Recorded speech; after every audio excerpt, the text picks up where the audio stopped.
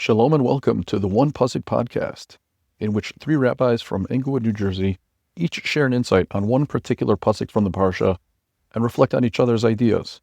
This week, as promised, will feature my once-a-month episode on relationships in the Parsha with my better half, my wife Shoshana, a teacher and school administrator for 20 years who transitioned her career to become a social worker specializing in couples and individual therapy, all while serving as a dedicated rebbitzin. Next week, we'll return to our regularly scheduled programming with your favorite rabbinic banter, together with my friends and colleagues, Rabbi Akiva Block of Kehilat Kesher and Rabbi Daniel Goldberg of Vayeitzei, the Englewood Shtiebel.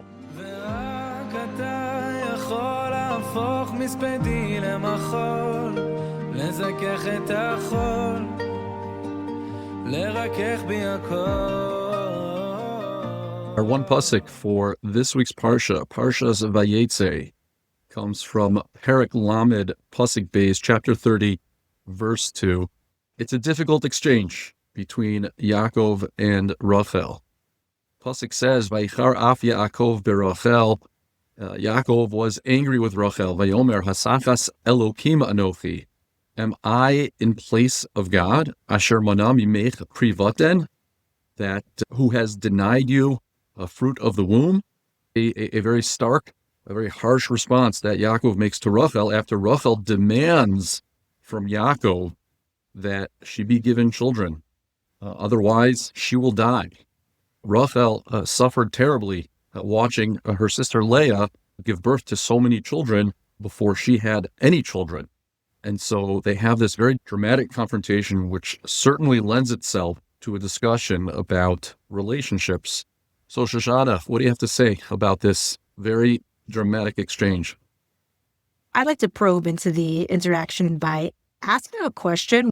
What happened prior to this exchange? Because remember, we all know that Rachel is the wife who Yaakov loves and adores. He sacrificed everything for, and Rachel feels the same way about him. So how did this type of interaction even come to be? How did this head over heels couple get to a point where they would even be talking to each other this way? One answer, which is pretty straightforward, but nonetheless really important, is just a reminder that all couples fight. Even the couples who on the outside look perfectly in sync with each other. I tell this to all the couples I sit with. It's true for the therapist married to the therapist. It's certainly true for the therapist married to the rabbi. And I think we need to be more open about it. And we need to normalize it so that when couples inevitably disagree, they can focus on the disagreement without that added layer of shame that they often feel, thinking that they're the only ones who argue. Everyone else has it figured out. Everyone else has it together. The reality is, it's just not true. And in fact, it's interesting that John Gottman's most recent book is called Fight Right, which is built off the premise that all couples fight. So that's one approach. But I think there's something even more significant that we're made privy to in this very emotional exchange, as you pointed out, which is what often happens to couples when they experience something traumatic, something painful, something really difficult. And I've spoken about this before, but we want to believe that couples come together, they hold each other, they provide just the right balance of support and space that each one needs.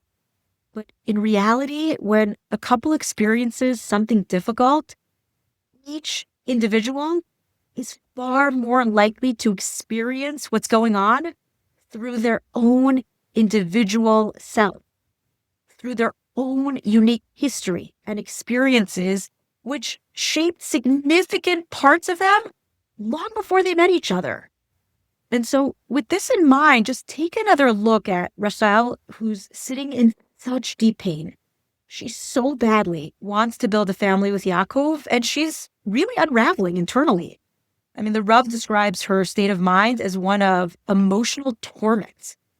And she navigates her feelings through her unique self, which was shaped by lots of experiences that we know about, her coping skills, her perspectives. She absorbed all that growing up. And from that inner world, she unloads emotionally on Yaakov.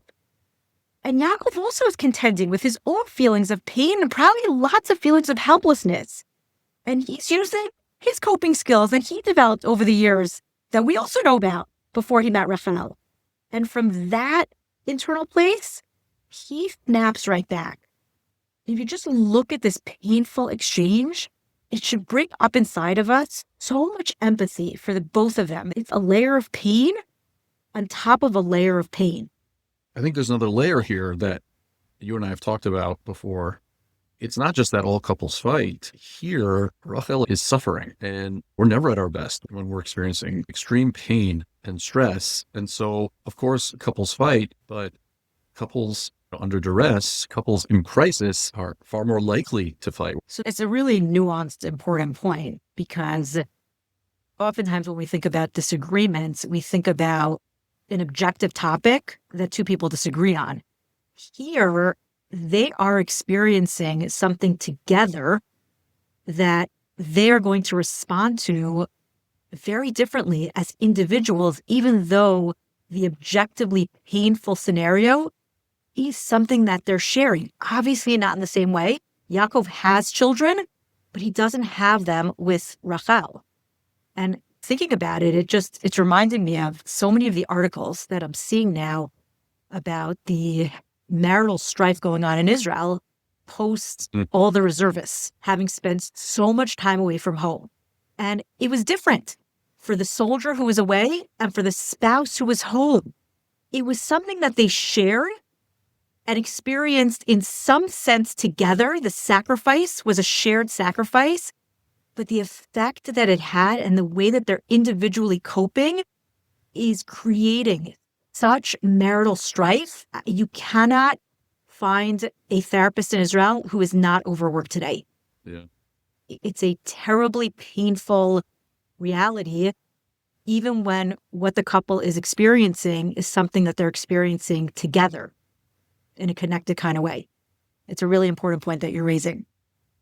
And it leads me to what I wanted to share as well, which is that because God chose to share this exchange with us, it really behooves us. It invites us to learn from it and to learn from the research out there, which can help us navigate our own painful situations, hopefully a little bit more constructively. So the one tool that I'd like to try to explain briefly, but hopefully clearly, is something called the U-turn. And in short, when I'm in a heated conversation, doing a U-turn means looking inward at my feelings before I respond to you and address whatever it is that triggered my feelings. And obviously, when you're talking about two people in a conversation, this needs to be done by both of them. But let me try to briefly explain the three-part process of doing a U-turn well. The first step is just slowing myself down on a physiological level. When we get triggered, we feel a rush of emotion, and as a result, our ability to think clearly, objectively, and compassionately gets totally hijacked. And so the first thing I have to do is calm the body down from that rush of emotion. And there are many different ways you could do that. Call me, I'll give you a whole list. But once I've been able to bring my body down from that feeling like I have enough adrenaline pumping to run a marathon, then I can move on to step 2. And step 2 is looking inward and asking myself what's happening for me right now. What narratives am I telling myself? What defenses and protectors do I have up? And what you'll find is that exploring these questions more often than not will reveal some hopes or fears or past hurts, which are much broader than just the issue at hand, even though, yes, the issue at hand is what triggered those feelings to come to the surface. And once you have some inner clarity, then you're ready for the final step. And that final step is self-soothing. And self-soothing, simply put, is taking care of and responding to what you just discovered in step 2 the same way you would for a close friend or a vulnerable child. It's really turning towards those feelings with softness and with compassion. And once you've done a U-turn, then you're ready to turn back to the other person and discuss what just happened. And in that discussion, bring your feelings. But you won't be engaging from those feelings. And that's the key distinction that changes the quality and the intensity and really the productivity of the conversation that you absolutely need to have. So all that sounds great and really intuitive and substantive. And talking about it here, it sounds like a perfect formula. But when you're in the heat of an argument, when you're in the middle of that fight, it is so hard to summon all those lessons that we've learned. And how do you talked about slowing down, but is there anything more you can say about how to use these tools in the heat of the moment when it's so hard to access them? So I think you hit the nail on the head with your question, because of the 3 steps, the most critical one is that first one. When we are in our most primitive state of mind, which is our fight, flight mode, and we're primed to defend ourselves, it's impossible, literally impossible to get to steps 2 and 3. The most critical step is giving yourself permission to take a time out. And when you take a time out, you don't walk away and think about all the arguments you're going to come back with. When you take a time out, you really do something distracting so that your mind can be elsewhere and your body can be elsewhere. And some of the research out there on ways to calm the body down, right? You got to do things that really shake your body up. Take a frozen bag of vegetables from the freezer and throw it on your face for 30 seconds. Can you just put it on your face, or do you have to throw it on your face? You can put it on your face. Okay. But it's really not appealing, so probably will get done if you throw it on your face. Listen, shout out to all the people who work out and do those ice baths. I'm so eager to try it. It works. It works because it calms the body down. It relaxes the muscles. But there are so many different ways to calm down. I think I realize now why the stories of our great-grandmothers who would demonstrate such commitment and self-sacrifice by going to the mikveh in these ice-cold mikvahs in Siberia. Maybe it was really relaxing. What's interesting, I don't know that it was relaxing, but the fact that they came out calm proves the rule. Because it shakes up what you're feeling. And when what you're feeling is on heightened alert, it brings that down. And that is the most critical step. I think we also have to remember that we're motivated to calm down, right? We don't want to be fighting. Obviously, we're baited in certain situations and we're primed to defend ourselves. But if we can remind ourselves about our motivation of, if we could do this easier, if we had a way to do this in a way that was more peaceful, wouldn't we all take that? I think most of us would say yes. And so that motivation is a key factor also to work to really, really bring down the heightened activation and then be willing to take a really honest look inside. What is coming up for me here? Why am I getting so worked up about this? And that's not to negate the issue. The issue is going to be addressed. We want to address the issue as the issue and not all the stuff that it comes with because of what it's triggering inside of me. You know, there's a premise underlying a lot of what you're saying that I think it's important to highlight, one that we're all familiar with, but that is the mind-body connection and how we're talking about things which are our emotions, our thoughts, our ideas, how we're dialoguing, how this conflict is playing out. And you're highlighting how effective physiological interventions can be on your mental emotional state and being able to take a step back and calm down by doing very, very physical things like cold vegetables or an ice bath.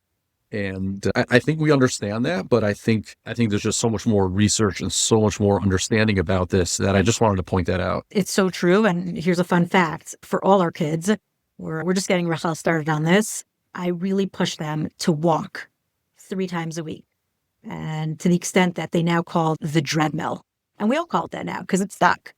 But keeping yourself physically active is also a way to keep the mind from running away with itself. Keeping the body pumping in healthy ways.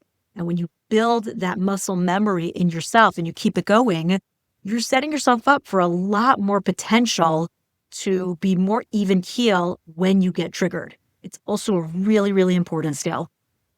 So I was looking at this pasuk, and as I was listening to you and all your reflections on it, I was thinking that what I prepared was like so different from a totally different angle.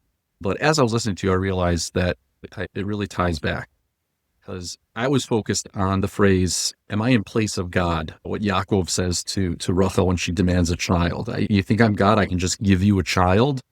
And the reason why it caught my attention is because Yosef, Yaakov's son, repeats the same thing at the end of the book of Parshas. After Yaakov has passed away, the sons fear that Yosef will finally exact retribution for what they did to him. And they confront Yosef about this, which, now that I think about it, is pretty remarkable. Right? Instead of just keeping it to themselves and plotting again, they confront him and they have an honest conversation. And Yosef, of course, reassures them. And he says, do not be afraid. Ki hasachas Elokim ani. Right? Am I in place of God? And I think Yaakov making this declaration that I'm not God is a very important lesson that I think he's not just saying as a protest against what Rachel is demanding, but also a reminder and perhaps even trying to validate her frustration. Because Rachel's terrible pain and stress comes from the feeling of powerlessness, that she and Yaakov cannot just produce a child, and that this is being withheld from her, and that it's just not within her capacity to make this happen. And the reason why that's so painful is because Hashem has given us so much power, so much capability.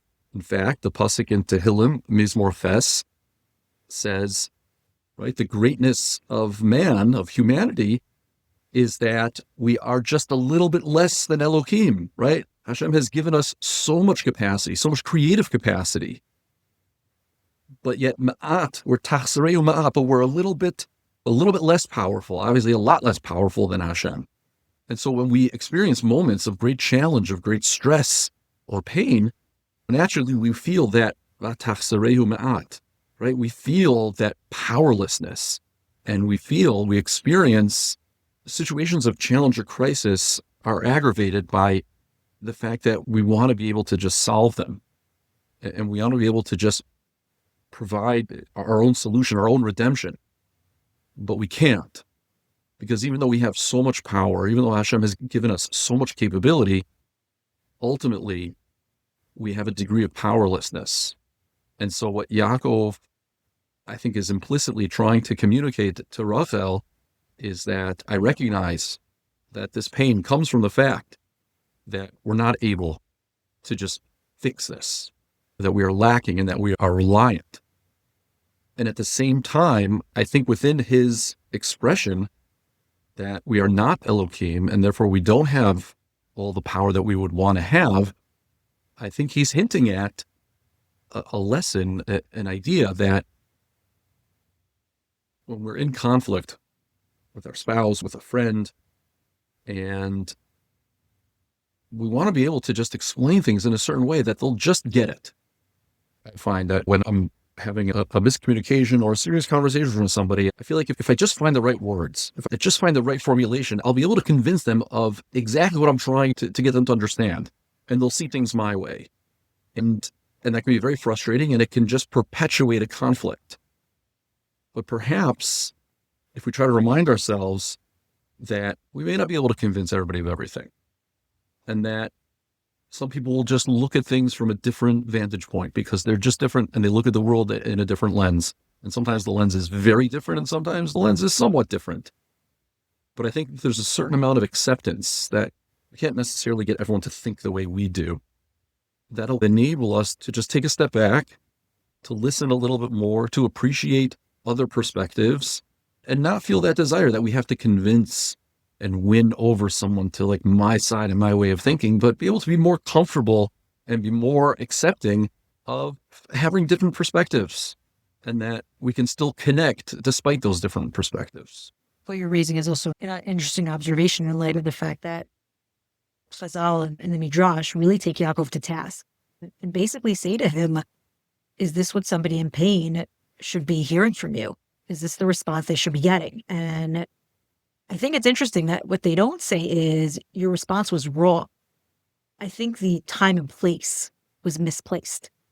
And so there's an amazing phrase that I love, which is the conversation after the conversation. Oftentimes it's that second conversation that lends itself to far more understanding. And so perhaps this wasn't the time and place for this exchange, this response from Yaakov. But there may be room for the conversation after the conversation where he could explain his perspective and where he's coming from and where it might actually really be better received. And that's another interesting nuance that I think you're pointing out.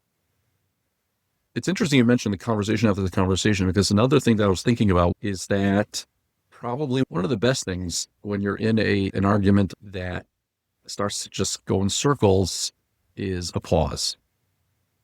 Because I know for myself that when I'm worked up and then I pause, that my mind just thinks more clearly when I'm no longer worked up, when I'm worked back down. If that's Yeah, absolutely. But it's remembering that when we take a pause, we have to do something actively, both physically and mentally, so that we don't just engage in the conversation alone in our own head and then come back with fresh arguments and fresh rebuttals. So it's really an active process of taking a pause and distracting ourselves intentionally, physically, mentally, and then coming back and seeing how much clearer and calmer we are coming back to the conversation. When you pause the conversation, I think the pausing in and of itself is helpful because you're not thinking of responses. You're just taking a pause, taking a break, and just not talking about it and having a chance to just breathe a little more calmly and sit. You take a break from engaging this issue, even in your own head. Like you can't perseverate on it. Exactly. And it depends how you're wired. For some people, just pausing lends itself to a break. Some people, like my wiring, I need to actively distract myself. Otherwise, I'll just stay in that loop and I'll just keep firing away in my own head. And so you got to know yourself. You have to know yourself. You got to know your wiring. And then you have to do what will allow you to create some space within yourself. Yeah, I don't gravitate towards the treadmill. Yeah, I gravitate towards the couch. Exactly. Exactly.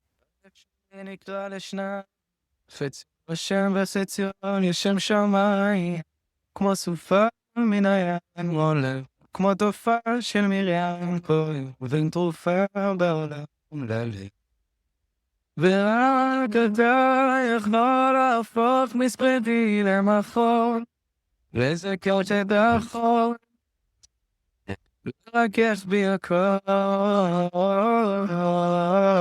ורק אתה מבין איך לגשת ללב שלי, משכך כל כשבי, מרפא את הלב.